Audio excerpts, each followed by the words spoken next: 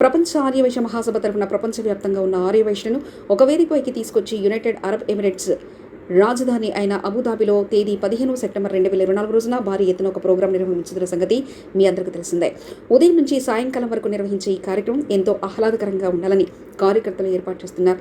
ప్రపంచ ఆర్యవైశ్య మహాసభకు 20 రాష్ట్రాల విభాగాలున్నాయి. కాశ్మీర్ నుంచి కన్యాకుమారి వరకు విస్తరించాయి. అలాగే ప్రపంచవ్యాప్తంగా 55 దేశాల్లో కూడా విభాగాలున్నాయి.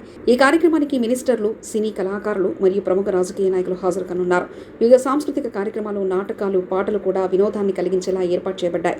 సెప్టెంబర్ 12, 13, 14 తేదీలలో టూర్స్ ప్రారంభమవుతాయి. 6 డేస్ ప్రోగ్రామ్స్, నైట్ సీయింగ్ ఉంటాయి. వామ్ మెంబర్షిప్ కలిగిన వారు రావచ్చు. మెంబర్షిప్ లేకపోయినా అక్కడ సభ్యత్వం తీసుకోవచ్చు. రాఖీ పౌర్ణిమ సందర్భంన ప్రతి ఒక్కరికి శుభాకాంక్షలు. రాఖీ పౌర్ణమి అంటే ఒకరికొకరు సహకారం చేసుకోవడం, ఒకరి గురించి ఒకరు ఆలోచించడం, ఒకరి రక్షణ ఇంకొకరు బాధ్యతగా తీసుకునేది రాఖీ పండుగ.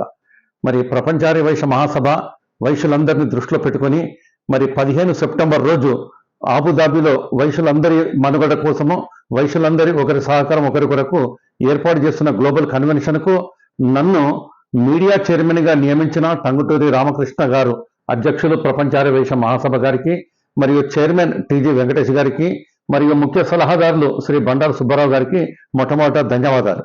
మరి నా యొక్క ముఖ్య ఉద్దేశము మరి 15 సెప్టెంబర్ రోజు మనమంతా కూడా వైశ్యులమంతా కూడాను మన సమయానుకూలం ఏమాత్రం అవకాశం దొరికినా కానీ తప్పకుండా ప్రతి ఒక్కరు కూడాను అబుదాబిలో జరిగే ఈ గ్లోబల్ కన్వెన్షన్కు హాజరు కావాల్సిందిగా నేను ప్రార్థిస్తున్నాను.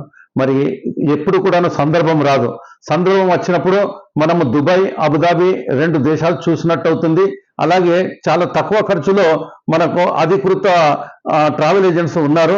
Authorised travel agents, Southern Travels వాళ్ళు ముఖ్యంగా వాళ్ళు మనకు చాలా తక్కువ ధరలో మనం తీసుకుని వెళ్తున్నారు. కాబట్టి ఏమాత్రం అవకాశం ఉన్న ప్రతి ఒక్క వైశ్యుడు పాల్గొనవలసిందిగా నేను ప్రార్థిస్తున్నాను.